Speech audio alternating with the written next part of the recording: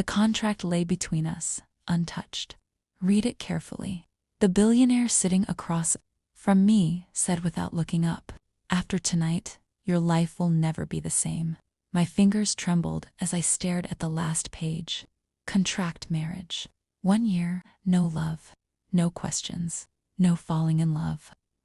The final clause made my heart stop.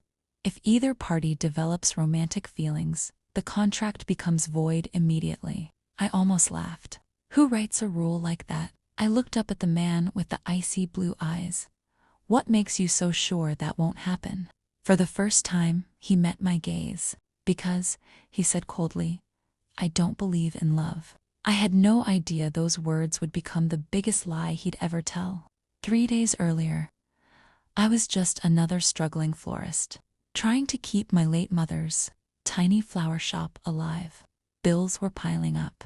The landlord had given me 1 week to pay the overdue rent. Selling my mother's wedding ring was my last option. That's when a sleek black car stopped outside the shop. A tall man in an expensive charcoal suit stepped out. He wasn't just handsome. He carried himself like someone the world bent around. "I'm looking for Emma Carter." "That's me. I'm Adrian Blackwood." He placed a business card on the counter. "I have a proposal." I had never heard those words sound so dangerous. An hour later, I found myself sitting inside the city's most luxurious penthouse. Adrian poured coffee but didn't touch his own. "I need a wife." I nearly choked. "I'm sorry. A temporary one." Silence swallowed the room. "My grandfather is dying," Adrian explained. "His final wish is to see me married. So, find someone you love." His jaw tightened. "I don't." He slid a thick folder toward me. 1 year, contract marriage. "And why me?" "I investigated you." That sounded unsettling. "You're honest. You have no criminal record, no social media scandals, and you need money." My cheeks burned. He knew about the debts. "The payment is $1 million. I stared at him. "I don't want to buy your love," he added calmly. "Only your signature." Every instinct screamed to refuse. But then I pictured my mother's flower shop closing forever. Slowly, I picked up the pen. Our wedding took place 6 days later. Only close family attended. Everyone smiled. Everyone believed we were deeply in love. No one noticed that Adrian never once held my hand unless someone was watching. When the ceremony ended, his grandfather hugged us both. "I've waited so long for this." The joy in the old man's eyes made guilt twist inside me. Adrian noticed. "It's only 1 year. Then we'll go back to being strangers." Living with Adrian was harder than pretending to love him. He left before sunrise, returned after midnight.com. He rarely smiled. Every conversation felt like a business meeting, yet tiny moments began slipping through the cracks. Whenever I fell asleep reading, someone quietly covered me with a blanket. Whenever fresh lilies appeared in the house, they were always my favorite. Whenever I forgot breakfast, the kitchen somehow had pancakes waiting. He never admitted any of it. The staff simply smiled mysteriously. One rainy evening, I caught him standing outside my flower shop. "You came." I was passing by. Liar. His lips almost smiled. Almost. Weeks turned into months. Our fake marriage became strangely comfortable. We cooked together, watched old movies, argued over which side of the bed belonged to whom, laughed more than either of us expected. One night, the electricity went out during a thunderstorm. The house went completely dark. "I hate thunder," I whispered before I could stop myself. A flash of lightning filled the room. Another loud crack echoed outside. Then, I felt his hand gently find mine. "It's okay." His voice was softer than I'd ever heard. "I'm here." Neither of us pulled away. The next morning, the contract suddenly felt heavier. We were breaking the only rule: don't fall in love.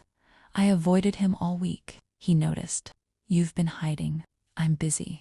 "You won't even look at me." Because if I did, I'd never want this marriage to end. Everything changed during the charity gala. A glamorous woman walked straight toward us. She kissed Adrian on the cheek. "Missed me." My smile froze. Adrian stepped back immediately. Emma, his former fiancée, the woman every magazine once expected him to marry. Throughout the evening, she stayed close to him, laughing, touching his arm, whispering things that made reporters take photos. I told myself it shouldn't hurt. After all, this marriage wasn't real. So why did it feel like my heart was breaking? That night, I packed a suitcase. When Adrian walked into our bedroom, he found me zipping it shut. "What are you doing?" "I'm leaving." His face lost all color. "The contract says either of us can end it." "Why?" "Because someone else belongs beside you." His voice suddenly rose. "No, you still love Victoria. I've seen the way she looks at you. I don't care how she looks at me. Then why are you stopping me?" The room fell silent. He stared at me like he was fighting a war inside himself. Finally, he whispered the words neither of us was supposed to say. "Because I love my wife." Time stopped. I tried not to. His eyes glistened. "I wrote that ridiculous rule because I thought love only destroyed people." He laughed bitterly. "Turns out, I broke my own contract." Before I could answer, the front door burst open. One of Adrian's security guards rushed inside. "Sir, what happened?" "Your grandfather collapsed." The hospital felt colder than winter. Machines beeped softly around the elderly man. When he finally opened his eyes, he smiled weakly. "I knew." "Knew what?" Adrian asked. "You two stopped pretending months ago." We looked at each other. The old man chuckled. "You forgot one thing." "What?" "Real love is impossible to fake." He squeezed our hands together. "Promise me. This marriage won't end with the contract." Adrian looked at me. Not with obligation, not with guilt, but with the kind of love that changes a person's entire life. "I promise," he said. "So do I," I whispered. 6 months later, the contract sat in our fireplace. Adrian struck the match. The paper curled into flames. "No more rules," he said. "No more pretending." I smiled. "No expiration date." He wrapped his arms around my waist. "Only forever."